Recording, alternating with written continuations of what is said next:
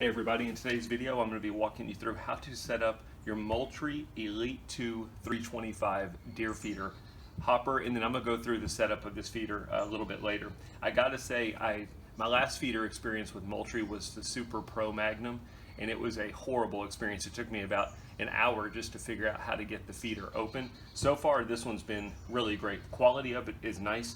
You've got two heavy duty plastic pieces, and one of them, your bottom here, has a built-in funnel system, which is really great. When you set it up, the first thing you're going to need to do is put the top piece on the bottom, put the bottom piece on top, and you're going to know you're right because it should sit within these grooves.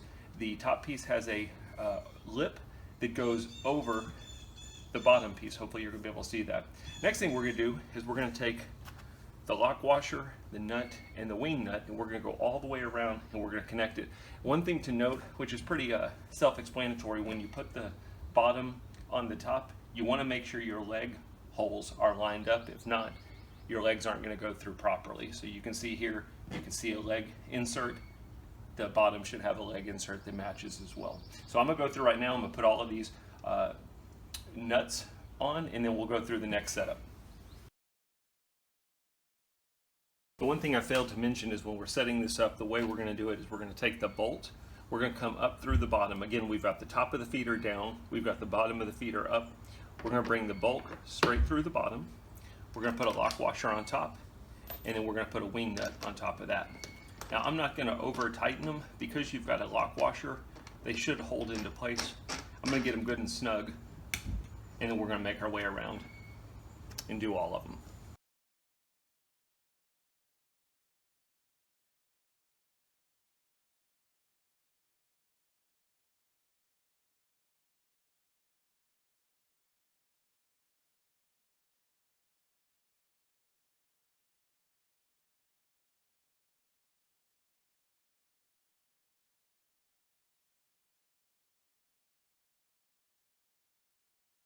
Okay, so I've gone through and I've put all of the screws, lock washers, and wing nuts on there. Now that I've gone through and made sure that I had all the hardware I needed, luckily they sent me everything I needed. They don't give you any extras. It'd be nice if they gave you a couple extras, but nonetheless, we don't need it. Now I'm going to go around and I'm going to get these things nice, tight, and snug. Again, I'm not going to over tighten them, but I definitely want to tighten them since I know that it fit on okay. Okay, so I've tightened all my wing nuts. I wanted to give you a view of the hopper. I've kind of turned it over. Again, here's the top, here's the bottom, here's the wing nuts I just put through. I really like the way Moultrie designed this feeder. Again, you've got a built-in funnel, so you never have to worry about corn sitting in the bottom or having to buy a third-party funnel. And then the way it's designed is the top of the feeder has a lip that goes over the bottom of the feeder. So your wing nuts and your lock washer are going to be protected from the weather elements. And then on top here, your nuts have their own groove that they sit into. So they're not going anywhere, they're not going to move. The design of this hopper is really nice, should last a very long time. Again, you've got some grooves up here for the top. I haven't put the top on yet. I haven't really shown you, but I did want to show you the top. And you've got some matching grooves that are going to just simply slide through here, give it a turn, and it locks into place. Okay, so now we have our hopper put together. Again, this is the Elite 2 325. Just in case you didn't know, the 325 name indicates that it can hold up to 325 pounds of corn or feed, protein pellets, whatever it is you're looking to feed. But that's what the 325 is, that's the capacity. Let's take a look here. This is the bottom of the feeder. You're going to notice these three little notches on here. We're going to go ahead and connect our thrower to the feeder. Now I'm using the Pro Hunter 2 thrower. That's what came with this feeder. I do think there's other Moultrie feeders that will fit on that bucket. You don't have to use the Pro Hunter, but I'm going to be using the Pro Hunter. So let's go ahead and open it. I'm going to give you a quick look at the feeder, and then once I get a battery in it, I will walk through and show you how to program this feeder as well. It runs on a single 6-volt battery. You've got a plastic nut down here that you can simply screw in. We can unscrew it to pull the cylinder off, and that will expose the throwing mechanism in our battery compartment. It does take a solar panel if you wanted to put a 6-volt solar panel on it. And then you're going to notice on this thrower, you've got a couple notches on here. And those notches, we're gonna line up with the bucket, and that's how we're gonna connect our feeder. Nice thing about this is no hardware is needed at all. So I'm gonna simply line up these holes, give it a push down, and then I'm gonna turn it to lock it into place. Locks nice and tight. The nice thing about this feeder is at the end of the season, you could either open it up, take your battery out and leave the thrower on there, or you could simply take it off and take the whole thrower back in. That's what I plan on doing. I tend to run into issues with ants and stuff like that getting into my feeder. At the end of the season, I'm gonna simply unscrew the whole thing, take it off, leave the bucket out there, and then the next deer season, I'll just put it back on. Anyway, that is how we mount our thrower onto our bucket. All right, so I've taken the bottom off of my feeder. I've put a 6-volt battery in, and now we are ready to set our Moultrie Pro Hunter 2 deer feeder. The one thing I will say is this throwing mechanism will work even if you don't have the Pro Hunter 2. There's other deer feeders out there by Moultrie that use the same timer. For example, the Super Pro Magnum 2 feeder uses the same timer. Where they differ though is the Super Pro Magnum 2, you can put 2 6-volt batteries in and run it basically off of 12 volts. And then the housing is going to be different. The housing for the Pro Hunter 2 is plastic, whereas the Super Pro Magnum 2 is a metal housing. So just know that if you're watching this and you have a different Moultrie feeder, this video might help you out. I'm going to try and go through this as basic as possible. Long story short, we have 10 different throwing times or timers we can set on this feeder.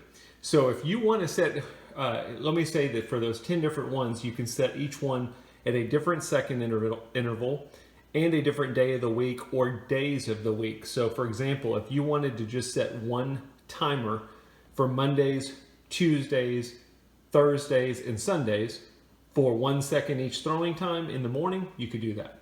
If you wanted to set it for Mondays and Sundays only, you could do that. If you wanted to set 10 different timers just for Sunday, you could do that. It's really versatile. The other thing I should say that's kind of new with these Moultrie feeders is not only can you set the second duration, you can also set how far does it sling the corn when it throws. They give you 3 different settings. Each one is per timer. So if you have your feeder set out in the middle of an open field and you want it to sling the corn as wide as possible, you would set it to high. If you have your feeder near a brush line and you just kind of want the corn to fall off the sides but not get slung too far into the woods, you can set it on low. We're going to see all that when we get into it. So first and foremost, let's look at the timer. You can see some different variables on here. 275 days, my current time, and then 275 pounds. When we go into our settings, you can adjust and you can set how much feed do you have in your feeder. And what it will do is it will calculate that amount of feed minus the amount of times in seconds and sling broadcast that you're throwing, and it'll tell you how long it'll take before your feeder will run empty. That's what it's basically showing us here. Let's go ahead and let's set some values. I'm gonna press the program button. The first thing that will happen is our current time will start blinking. If we need to adjust our hours, we can then use the keypad to move up or down.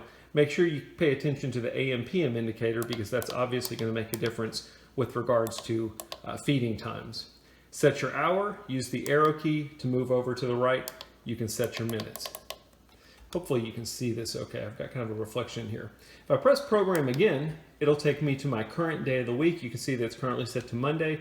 Again, I can use the arrow keys and I can move over to set my current day of the week.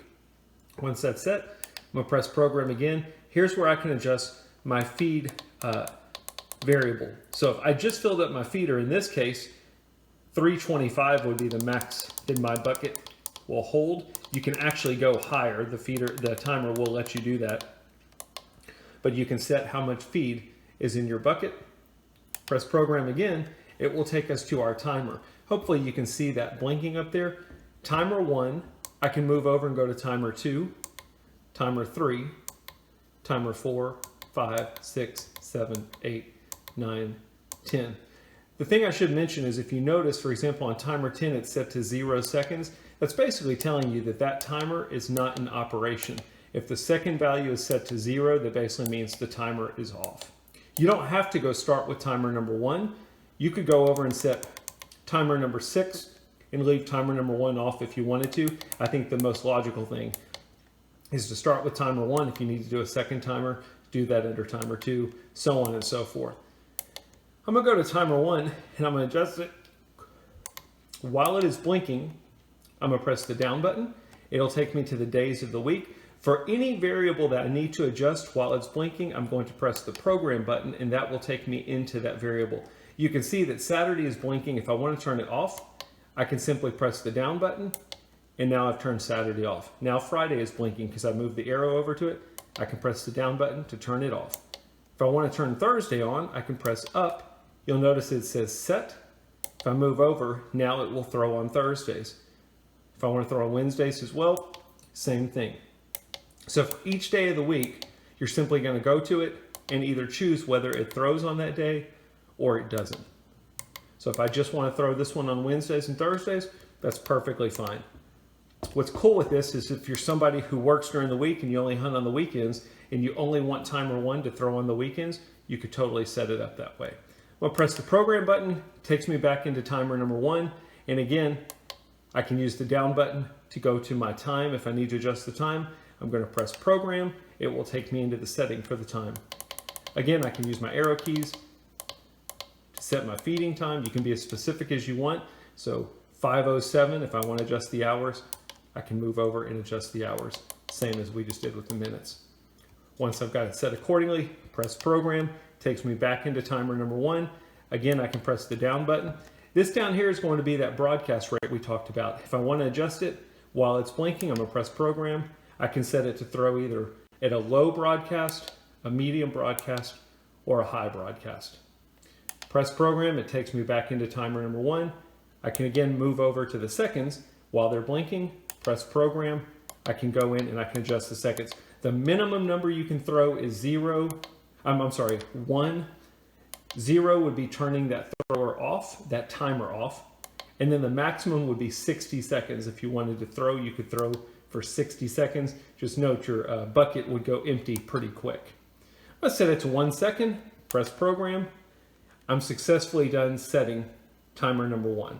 If I wanted to set timer number 2, I need to go back up to the top, and while timer 1 is blinking, move over to timer 2, and we're going to go through the exact same thing we just did to set timer number 2. I'm going to go ahead and do that real quick. Let's go down to the days of the week. Let's say we're going to throw every day of the week, or just to make it fun, let's say we want to throw every day except for Wednesday. Now we've got it. It'll throw on Sunday, Monday, Tuesday, Thursday, Friday, Saturday, but it will not throw on Wednesdays. I'm going to leave 6 p.m. Maybe you'd want to set it in the morning. I'm going to leave my broadcast rate, and I'm going to go over to the seconds, and let's set this for 15 seconds. We've successfully set timer number 2. We can go up to the top, go on to timer number 3 if we want to. Once we're totally done, we can basically do nothing. After a few seconds, you will see it will kick us out of the timer mode, out of the settings mode. It will take us back to our regular display. My current time, my feed is now 325 because we just set it. And then based on our throwing times, my bucket will be empty in 81 days. Remember, we've got that one throwing time set pretty high, and then we've got a second throwing time, but it gives us that nice estimate so you can put it on your calendar and say, hey, in 80 days, I need to come fill up my bucket. Pretty easy in terms of setting it. The last thing you can do on here is you can test it. The weird thing is that the test is independent of your throwing times. So maybe, I just set that one at 1 second. Maybe I need to see, hey, is that enough time or not? We can press the test button, and it will take us in, and it basically says, how many seconds do we want to throw for? 1 second, 60 seconds, so on and so forth. Let's set it to 2 seconds. Then I'm going to press the program button, and it will take me to the broadcast rate. So I'm going to test it for 2 seconds, and I'm going to set it for the low broadcast rate. Press program again. We're going to start seeing a countdown. It's going to count down, and it's going to do a test for us. Now, if you've got corn in the feeder, this is when you'd want to be closing your eyes or turning away so it's not throwing corn at you. But that's what it would, the spin would be if we set it for 2 seconds at a low broadcast rate. The one thing I will say about these Moultrie feeders is that was a lot longer than 2 seconds in my opinion. So let's go do that again. Let's do test. Let's just do a 1 second, and let's do it on the low broadcast rate. And I think it's going to be more than 1 second.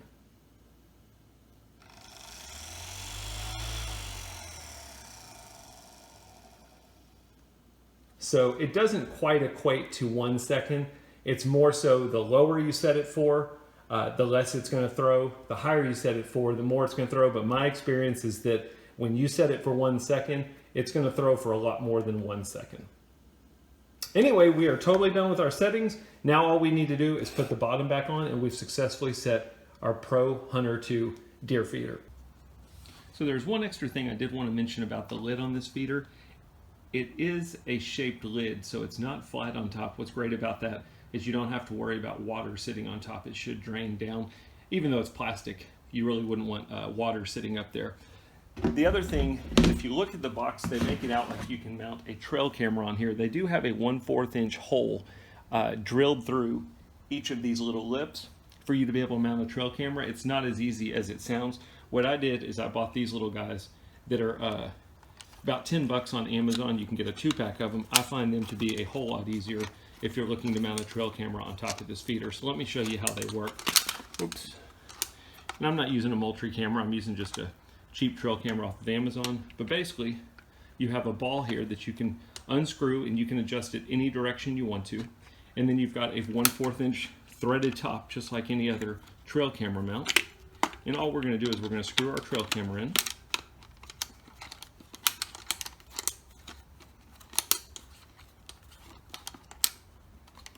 And then you can use this little plastic mounting plate to get it as tight as you want to. I'm going to adjust the ball, and you can do this once it's on the feeder as well. I've got my trail camera mounted, and then you've basically got a heavy-duty clip here that just simply clips on your feeder. So when you want to put a trail camera on, you've successfully mounted your trail camera. When you want to take it off, and again, we can adjust it using the ball. So if I need to adjust the angle, no problem. When I want to take my trail camera off, instead of using any kind of hardware, anything, I just simply undo the clip. Again, it's a great accessory if you've got one of these Moultrie feeders and you're looking to mount a trail camera on top of it.